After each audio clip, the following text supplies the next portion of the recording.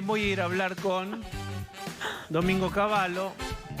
6,2 fue la inflación del mes que pasó, que midió el Cavallo. ¿Cómo le va? ¿Qué tal? Gracias por venir. Un gusto. Bien. Las otras veces participé a través del Zoom. Exactamente. Porque estaba en Estados Unidos. Exactamente. Bueno, ¿cómo observa las medidas que intenta Massa para acomodar la economía? Es decir, ¿cómo evalúa a Massa? En realidad, a mí no me gusta evaluar a las personas que tienen responsabilidad de gobierno. Gobernar es una cuestión muy difícil. Y además, Massa está en un gobierno que no tiene un enfoque adecuado respecto de cómo se organiza una economía, cómo se maneja una economía, y además no tienen una cohesión entre ellos como para respaldar un buen programa económico. Por lo tanto, como dijo The Economist, Massa evitar que este proceso termine en caos, que es un peligro. Recién Suchovich dijo que yo había introducido el término estanflación en un libro que escribí en el año 2008. Yo dije, bueno, vamos a entrar en un periodo de estanflación, y entramos desde el 2011 hasta ahora. Hemos estado en estanflación porque si uno mira, un año crece la economía, el otro año decrece, pero si uno mira la tendencia estamos estancados. Y la inflación cada vez más alta, ¿no? Bueno, eso tiene que ver con cómo está organizada la economía y cómo funcionan los gobiernos. En este momento no solo tenemos la economía muy mal organizada, algo que ocurre desde el año 2002 en adelante, que es cuando se desorganizó realmente la economía argentina. Pero me obliga a que yo le diga, en 2001 también se desorganizó. No, en 2001 muchísimo. Estaba bien organizada y enfrentábamos una crisis financiera, y uno no puede resolver una crisis financiera agravando mucho más los problemas, como fue la especificación que se hizo en el 2002, que le quitó a toda la gente los ahorros, que dejó de usarse el dólar, o pretendieron que se dejara de usar el dólar como moneda, cuando era lo que la gente sentía que le protegía sus ahorros. La crisis del 2001 se iba a arreglar como arreglamos la crisis del 95. Es decir, había que terminar una reestructuración ordenada de la deuda que estaba en marcha, que se había concretado en más de un 50%, y que se iba a terminar. Incluso teníamos muy bien preparado un canje de deuda que se iba a lanzar el 15 de enero. Eso lo sabían los principales dirigentes de la Argentina. Lo que pasa es que en la mente de una gran parte del radicalismo, que no lo apoyaba de la Rúa porque tampoco había apoyado las reformas de los 90, querían que terminara mal la década de los 90, aunque terminara mal el gobierno. Bueno, ellos querían salir de la convertibilidad. No sé si querían que termine mal. ¿Les parecía que había que salir de la convertibilidad? No, nunca lo habían dicho. Nunca lo habían dicho.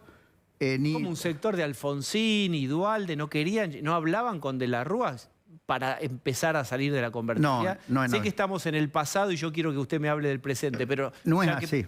No es así. No es así. A posteriori dijeron, sí, nosotros queríamos salir de la convertibilidad. Además, no había que salir de la convertibilidad. La convertibilidad tenía dos ingredientes. Uno, el uso del dólar como moneda, y de hecho el 70-80% de todas las transacciones, sobre todo financieras, se hacían en dólares. Y la gente tenía sus ahorros en el sistema financiero en dólares. Ese ahorro que servía para financiar inversiones en Argentina y operación de las empresas en Argentina. El otro ingrediente de la convertibilidad era la caja de conversión. Es decir, la caja de conversión es un mecanismo a través del cual uno crea una moneda local que, como no inspira confianza por su historia, necesita una moneda patrón que la respalde. Era el dólar. Que era el dólar. Necesitaba tener tanta base monetaria respaldado en dólares. Así es, sí la teníamos. Sí. La tuvimos hasta el último momento. ¿Y qué falló? Lo que falló es que había un grupo de grandes empresas endeudadas en dólares que añoraban los procesos de licuación de pasivos o de hacer desaparecer las deudas que pasaban en las épocas de alta inflación. En las épocas de alta inflación, si una empresa se endeudaba... Pero eso no fue posterior, después de la época del 2002, que se hizo eso al resto. Por supuesto. Eso, lo que pasa es que Alfonsín y Duhalde no se dieron cuenta que fueron un instrumento de los que querían destruir el sistema monetario para sacarse ellos de arriba las deudas. Fíjense lo que hicieron. Primero, Duhalde... Pero ¿para qué harían eso si supuestamente con usted le habían ido bien a muchas empresas importantes? No, no. Las empresas que estaban endeudadas en dólares tenían miedo de que en algún momento, digamos, una devaluación les afectara sus balances. Y obviamente había que buscar una forma de que no se produjera esa devaluación, que era en lo que yo estaba trabajando. Pero... ¿Usted estaba trabajando en una devaluación? No, en que no se produjera la devaluación. Yo quería terminar la reestructuración de la deuda para que, no habiendo ya vencimientos en dólares a la vuelta de la esquina, se pudiera dejar flotar el peso. Dejar flotar el peso no es devaluar. Es decir, bueno, ahora el mercado va a decir cuál es el valor del tipo de cambio. Y eso iba a ocurrir exactamente después de que termináramos la reestructuración de la deuda. Yo esto se lo expliqué a Alfonsín, a Duhalde. Lo que pasa, y a todos, y en realidad casi todos los dirigentes, incluido Rucauf, lo entendían. Pero Alfonsín y Duhalde fueron engañados, pero por falta de inteligencia de ellos, por de Mendiguren y por grandes empresarios de la Unión Industrial que creían que su problema se resolvía con una fuertísima devaluación, pero previa especificación de todos los contratos en dólares. ¿Se dan cuenta? Fue una estafa tremenda, porque había depósitos de la gente en el sistema bancario por 70.000 millones de dólares. 70.000 millones de dólares. Eso era el ahorro de la gente durante el periodo de la convertibilidad. ¿Qué hicieron? Lo transformaron en pesos. Por supuesto, la gente no quería pesos porque sabía que los pesos se iban a devaluar. Cuando los transformaron en pesos, obviamente todo el mundo estaba desesperado por volver a convertir esos pesos en dólares. Y entonces se produjo esta tremenda devaluación. De 1 a 4 se fue el valor del dólar. Pero mucho antes que eso, y yo no me quiero... porque los tiempos de la tele son más acotados y es muy importante la visión que usted tiene ahora, pero... No ahora, siempre la tuve. Sí, pues... Incluso me acuerdo, una vez me escribió unos amigos de Grecia que habían visto un supuesto reportaje que vos me habías hecho a mí, pero era totalmente inventado. Y sin embargo, vos lo explicabas muy bien en ese reportaje. Usted se debe referir a cuando yo hacía unas columnas, si es que esto es así, para el diario La Nación, en donde imaginaba un diálogo imaginario con los personajes más importantes de este momento. Bien, mire que usted recuerda eso. El Corralito, si usted pudiera volver atrás, y después vamos para adelante y vamos al hoy. El Corralito, ¿fue la mejor decisión? Ya que estamos dando una vuelta por el pasado. Bueno, el Corralito, entendiendo como un proceso de bancarización de los pagos, que queríamos que la gente utilizara la tarjeta de débito, el cheque, la transferencia bancaria y el efectivo solamente hasta 1.000 pesos o 1.000 dólares por mes. Eso era una medida que había que tomar para parar la salida de ¿Y depósitos del por qué se sistema estaban bancario. produciendo? ¿Ya algo había que generaba un nerviosismo? La gente Porque había una crisis financiera, porque pasó lo mismo que en Estados Unidos con la crisis de las hipotecas. Los bancos habían dado un crédito que muchos empezaron a sospechar que no los iban a poder recuperar. En el caso de Argentina, desde el 97 hasta el 2001, los bancos dieron créditos a las provincias con unas tasas muy altas que las provincias garantizaron con los fondos de coparticipación federal. Y entonces, sobre todo los fondos de pensiones y los que hacían un análisis de la situación de cada banco, empezaron a pensar que algunos de esos bancos se iban a tornar en insolventes. Y entonces empezaron a retirar depósitos. Y ahí usted hizo el corralito. No, bueno, finalmente, en un momento en que el retiro de depósitos fue muy, muy fuerte, a fines de noviembre, porque además Ann Kruger había explicado que se iba a crear se iba a crear un sistema de reestructuración de deuda soberana. Nosotros estábamos en un proceso de reestructuración de deuda soberana y ella dijo, el país que enfrenta una crisis financiera y tiene que hacer una reestructuración de deuda soberana, lo primero que tiene que hacer es poner controles de cambio. Y resulta que, pero dijo, esto no se aplica a Argentina ni a Turquía, esto es para el futuro, cuando haya una... Pero ¿qué ocurrió? Acá los diarios especializados dijeron, Ann Kruger recomienda controles de cambio. Controles de cambio en un sistema de convertibilidad como teníamos nosotros, significa prácticamente impedir el uso de la moneda, del dólar, cosa que en el caso nuestro no podíamos ir a esa estrategia.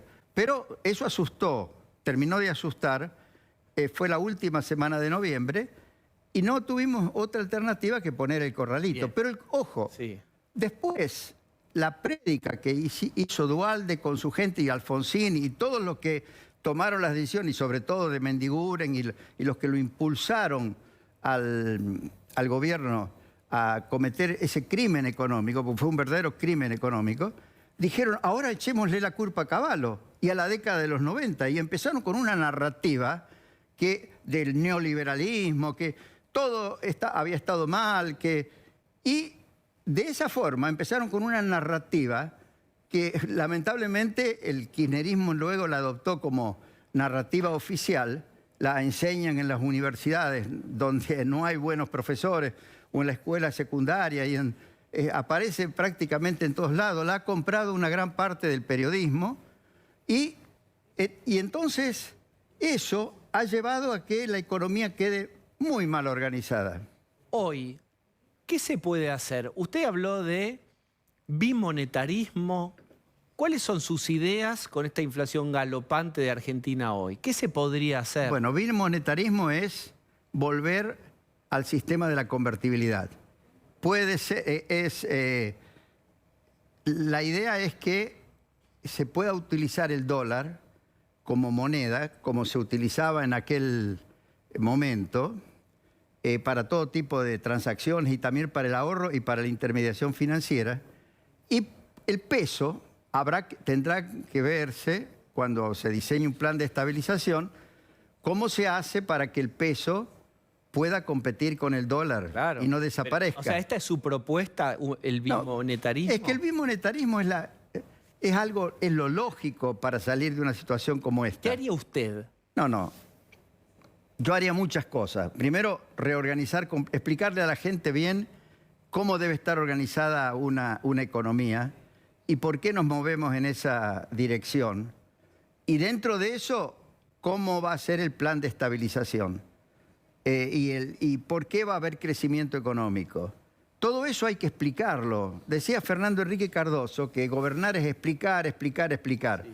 Gran parte de lo que nosotros hicimos en los 90, de lo que yo hice como ministro de Economía y antes como canciller, tuvo éxito, por lo menos en los términos en que tuvo éxito, porque explicamos con lujo de detalles Yo me acuerdo que una vez, a mediados del 91, cuando yo expliqué el presupuesto, rubro por rubro, y por qué íbamos a conseguir equilibrarlo, me llamó de la Rúa y me felicitó porque dice, esa es la forma de realmente explicarle a la gente lo que vamos a hacer. ¿Y ahora qué se podría hacer? Bueno, ahora yo un solo consejo vengo dando desde hace 5 años, desde que se pusieron los controles de cambio. El punto que yo vengo haciendo y que lamentablemente no le han prestado atención, todavía les podría servir si le prestan atención, es que no puede ser que haya un mercado único y libre de cambio que no sea ni único ni libre. Tiene que haber, en todo caso, un mercado oficial para las transacciones comerciales, exportaciones, importaciones y algunos otros rubros que se consideren importantes, que el Banco Central controle el valor del dólar en ese mercado. Y luego tiene que haber un mercado libre para todo otro tipo de transacciones con dólares, a donde tienen que ir a buscar los dólares los que no lo pueden conseguir en el mercado oficial. Por ejemplo, se habla de viajes y turismo. Sí. Bueno, el que quiere viajar y hacer turismo tiene que ir a ese mercado. Pero es muy importante que sea un mercado libre, no divisas del Banco Central que le vende. Porque en ese mercado libre tiene que ser abastecido por gente que quiera vender dólares al precio que esté en ese mercado. Por ejemplo... ¿Y cuánto tiene que valer ese dólar? No, para bueno, que sea eso lo va a atractivo decir el mercado. Eso lo va a decir el mercado. Pero le digo una cosa. Por ejemplo, si a los que viajan al exterior el dólar le cuesta, supongamos, 300 pesos, el que viene del exterior Sí. y gasta sus dólares en la Argentina o trae de alguna manera dólares para... también lo va a poder vender a 300 pesos. Y eso va a alentar la entrada de turistas del exterior, o uso de tarjetas del exterior, que es lo que hacen los turistas, pero a 300 pesos el dólar. A lo que fije el mercado. Además, si hay un mercado libre, la gente, si hay un mercado libre, hay gente que va a estar dispuesto, de los muchos dólares que tienen los argentinos, a venderlos en el mercado libre al precio ese del mercado libre, y además sabiendo que es una venta legal que hace de ese dólar. Por supuesto que una modificación como esta se tiene que hacer con convicción, porque para que eventualmente la gente diga, ahora hay libertad para traer y para sacar dólares, tiene que pensar que esa libertad no va a desaparecer en unos pocos meses, ¿no? O sea, todo tiene que formar parte de un esquema hecho con convicción y con conocimiento de cómo funciona una economía de mercado. Bien. En una economía de mercado, cuando usted prohíbe, por ejemplo, la salida de capitales, está inhibiendo de que entren capitales. Mire, acá va a estar Sucho Vicky, que usted lo conoce, que quiere preguntarle. A ver, Sucho. Simplemente una observación quizás. ¿No habría que discutir antes de la moneda el tema fiscal, el déficit fiscal como la madre de todas las batallas y el poder político para poder resolver el tema del déficit fiscal? Sí, bueno, pero eso es archisabido y lo dice todo el mundo. Y yo lo he dicho miles de veces. Acá tienen el libro Historia Económica de la Argentina, que explica todas las crisis que ha habido. Y obviamente que el tema del déficit fiscal y del tamaño del sector público y del sistema impositivo forma parte de un aspecto que tiene que ver con la organización de la economía. Es decir, yo recuerdo que cuando escribí Volver a Crecer en el año 85, que incluso se lo llevé a Alfonsín, en aquel momento utilicé una expresión de Adolfo Sturzenegger que decía que nosotros éramos una mezcla del peor socialismo y del peor capitalismo, porque éramos un socialismo sin plan, un plan socialista, como mínimo, tiene que tener equilibrio presupuestario y definir bien las prioridades del gasto público.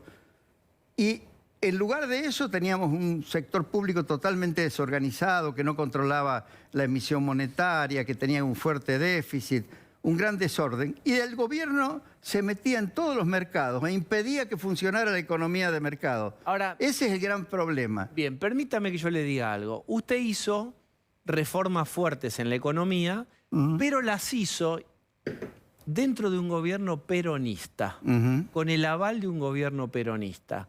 ¿Puede un gobierno no peronista hacer reformas importantes? Bueno, ¿qué entiende por un gobierno peronista? En realidad, si define al peronismo a través de lo que era la ideología económica que predicó Perón y que aplicó Perón incluso hasta cuando volvió en el 73, Menem no hizo peronismo. Menem actualizó totalmente el pensamiento del peronismo en materia económica, porque tenía un gran sentido común. Pero ahora este peronismo no quiere volver a los años suyos. Gran parte de este peronismo, kirchnerista un poco, justamente se definen por oposición a esta etiqueta que le colocan a usted de neoliberal y a Menem de neoliberal. Sí, ahora, por supuesto, subterráneamente hablaban bien de usted y de Menem. No, estos han vuelto, son retrógrados, han vuelto a la imagen que tenía Perón de la sociedad argentina y de la economía argentina en el 45 y luego de nuevo en el 73, que es una cosa, hoy día es anacrónica. En aquel momento, muchas de las cosas que Perón trataba de hacer, etcétera, eran necesarias y tenían que ver con la época, ¿no? Pero, por ejemplo, el esquema de sustitución de importaciones como estrategia de crecimiento, el esquema de vivir con lo nuestro, sí, que después lo popularizó académicamente Aldo Ferrer. Eso es del pasado. Ningún país progresa porque se aísla del mundo, porque cierra las importaciones, porque trata de desarrollar todas las actividades en forma protegida. ¿Usted abriría completamente la economía? A la larga, sí. A la larga, ¿qué haría sí con la industria los que dicen, déjame competir, bájame impuestos y yo compito, no sé, los textiles contra China? Uno de los grandes textiles dice, yo no tengo problema de competir, pero déjame competir en igualdad de condiciones. Bájame, sacame la pata de la cabeza de los impuestos. Es que no se puede abrir la economía sin al mismo tiempo reformar el sector público, sin al mismo tiempo cambiar el sistema impositivo. Nosotros abrimos la economía. Y en realidad, para los que dicen que desapareció la industria... Sí, dicen industricidio. No, bueno, eso es una mentira total. ¿Cuál es hoy la empresa automotriz que exporta más automóviles y a nivel mundial en Argentina? Toyota. Bueno, Toyota se instaló en el 95. Me acuerdo, yo fui a hablar con el Mr. Toyoda, que era la cabeza de todo el sistema Toyota, y en el 94. Y ellos estaban desilusionados de Brasil, donde tenían inversiones, porque Brasil todavía seguía teniendo inflación, recién estaba empezando con el tema del Plan Real. Nosotros hacía 4 años que habíamos eliminado completamente la inflación y decidieron poner la fábrica esta que ahora produce la Hilux y la exporta a todo el mundo. Y si usted mira las estadísticas y las mira bien, nunca aumentaron tanto las exportaciones industriales como en ese periodo. Déjeme decirle... Permítame que termine de explicar. Para que se desarrolle la industria tiene que desarrollarse en condiciones de poder exportar, es decir, en condiciones de poder producir bienes con la calidad y a los precios que lo demandan los mercados del exterior. Y entonces, al mismo tiempo, va agrandando el mercado interno, porque vende esos mismos productos en el mercado interno a un precio que es accesible para la gente. Bien, quiero hacerle una pregunta final y después presentarle a alguien que también está de invitado. Usted tiene mucha gente que lo reivindica ahora, está reivindicando los 90 y tuvo durante largos años gente que denostaba las políticas de Menem y Cavallo. Si usted pudiera volver el tiempo atrás y decir, esto lo haría diferente, No, Hay no. algo que usted dice, Yo no hago... yo he escrito y he explicado las cosas que creo que habría que haberse hecho diferente, pero que normalmente uno las detecta Lo que se llama autocrítica. con el diario del lunes. Bueno, eso, si usted lee el libro Esta inflación, si lee el libro Camino a la estabilidad, este libro va a encontrar algo que se parece a una autocrítica.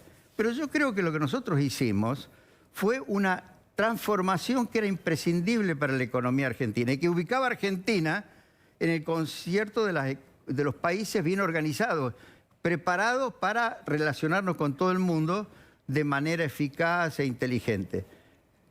La crisis que se produjo, que una se produjo en el 95 y otra Tequila. empezó en el 98, a fines del 98, y estaba a un nivel muy fuerte en el 2001, había que resolverla como resolvimos la del 95, sin echar por la borda todos los logros, toda la modernización que se había producido en los 90. Y ahora, fíjense, ahora tenemos pérdidas de empresas del Estado que en los 90 no tuvimos. ¿Por qué? Porque reestatizaron un montón de empresas y las manejan muy mal.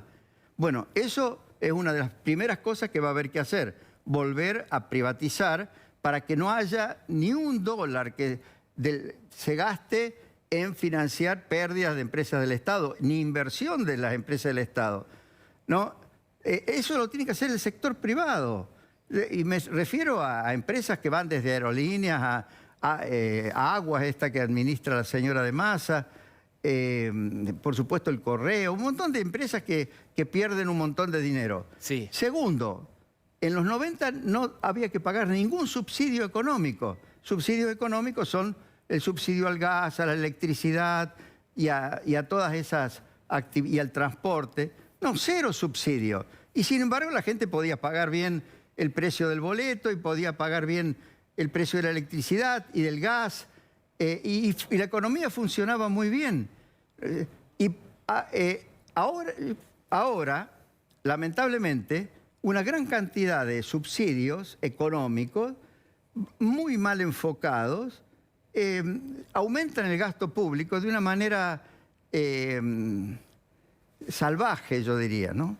En fin, son muchísimas las cosas. Sí. Yo creo que cuando asumió Macri, yo había escrito este libro con mi hija en inglés porque nos lo habían financiado desde una editorial de Londres y Nueva York, pero me apresuré a traducirlo y a actualizarlo porque para que la gente que estaba con Macri y que no tenía nada de experiencia en prácticamente ningún rubro, leyera y conociera bien la historia económica de la Argentina, no a través de esa versión berreta, distorsionada que se inauguró desde el 2002 en adelante y que, en mi opinión, equivoca a todo el mundo. Y lo distribuí, se lo mandé desde Macri y a todos sus funcionarios y a un montón de gente para que lo leyeran. Lamentablemente no lo leyeron. Bien. Si lo hubieran leído, no hubieran cometido los errores que cometieron. Y yo espero que ahora... Pero déjeme que yo quiero presentar a alguien y usted va a charlar con él. Bueno, sí, él lo leyó. Bueno, él lo leyó. Ese alguien, ahí está. Bueno, ustedes se conocen ya, por supuesto. Sí. ¿Qué piensa de Milei, Cavallo? Bueno, que es una persona que tiene muy buenas intenciones y que ha logrado algo que a mí me asombró. Yo no pensaba que era factible de ser logrado, que con ideas de la libertad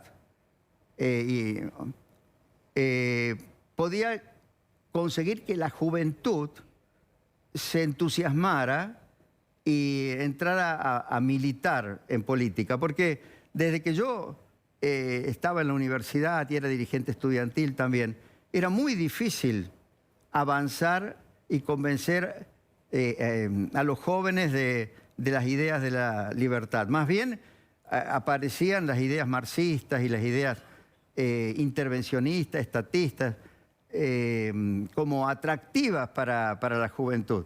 Bien, pero ahora él ha logrado que los jóvenes se entusiasmen con la idea de la libertad. Milei, ¿cómo estás? ¿Qué tal, Diego? Un gusto estar acá, un honor estar en el piso con un gigante como el doctor Cavallo, que no solo porque hay una parte importante de la historia argentina, digamos, en él, sino que además ha sido el mejor ministro de Economía de toda la historia argentina. Entonces, para mí, verdaderamente es siempre un placer y un honor verlo al doctor Cavallo, escucharlo, porque siempre tiene mucho para dar y me produce una felicidad enorme que día a día se va reivindicando esa tarea enorme que hizo junto al presidente Carlos Menem.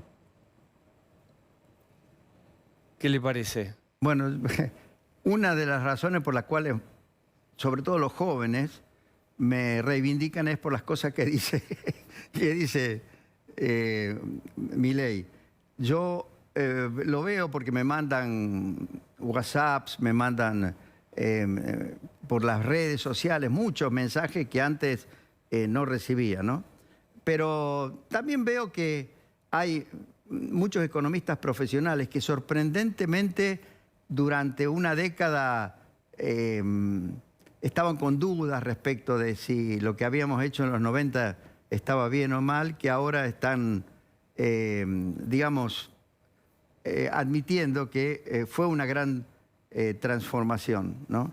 A mí me alegra mucho, no tanto por una reivindicación personal, sino porque creo que es más factible que, por ejemplo, el próximo gobierno pueda resolver los problemas de la Argentina si redirecciona la organización económica de la Argentina y en general la forma de buscar soluciones a los problemas de la forma como la redireccionamos en los 90. Javier, cuando Cavallo, yo le mencionaba, hizo sus cambios, estaba en el contexto de un gobierno peronista y venía de un muy mal final hiperinflacionario de Alfonsín, etcétera.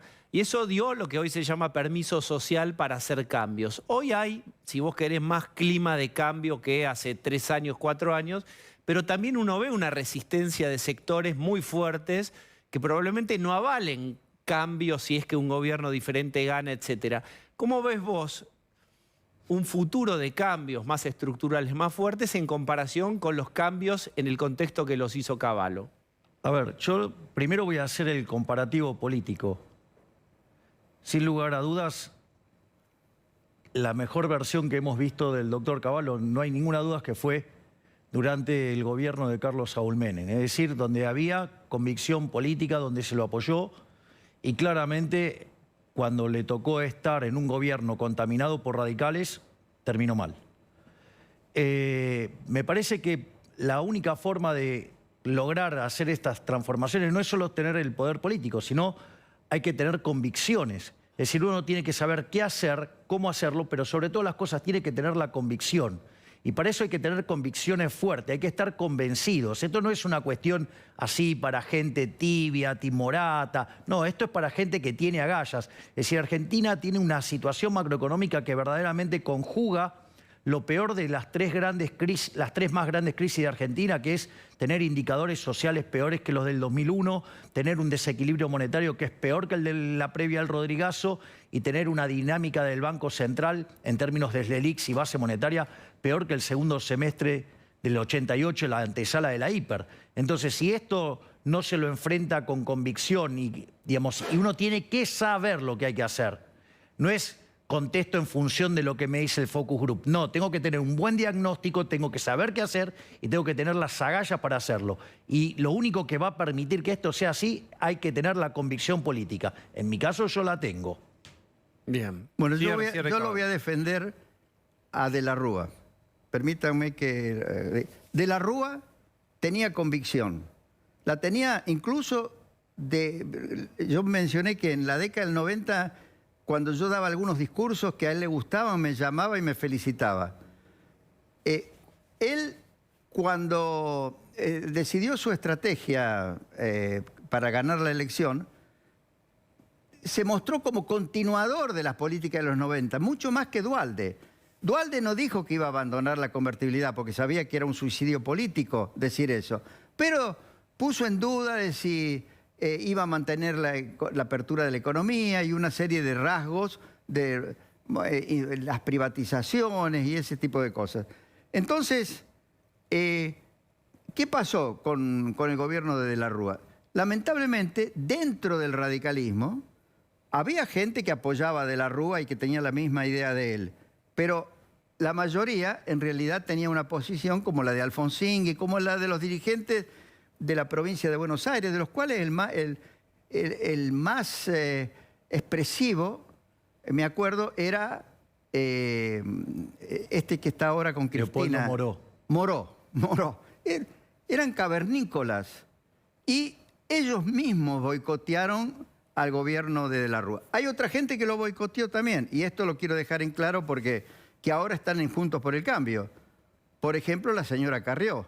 La señora Carrió es una de las que durante el año 2001 estaba alimentando la desorganización financiera, acusando a los bancos, incluso se puso en contra del Banco de Galicia por una cuestión familiar y desestabilizó al Banco de Galicia. Me acusó a mí de tener cuentas en el exterior junto con Mulford por 240 millones de dólares en base a una documentación falsa que le trajo un personaje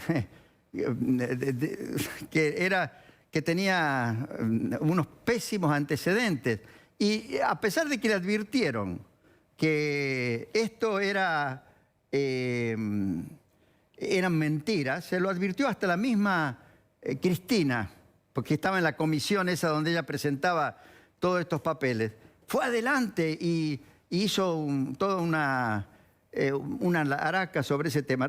Realmente el año 2001 no fue el radicalismo, fue una parte del radicalismo, pero por otro lado estaban los que le prestaban oídos a los lobistas de siempre del sector empresario. Bien. Que querían realmente resolver sus problemas desorganizando la economía. Cavallo, muchísimas gracias por haber venido. Da para hablar mucho más. Perdón que me metí en el pasado, pero en realidad... Pero está bien. No, Yo también lo llevé. En realidad no vamos a encontrar soluciones si no entendemos bien qué es lo que pasó en el pasado. Y sobre todo, si no entendemos bien cómo se desorganizó la economía a partir del año 2002.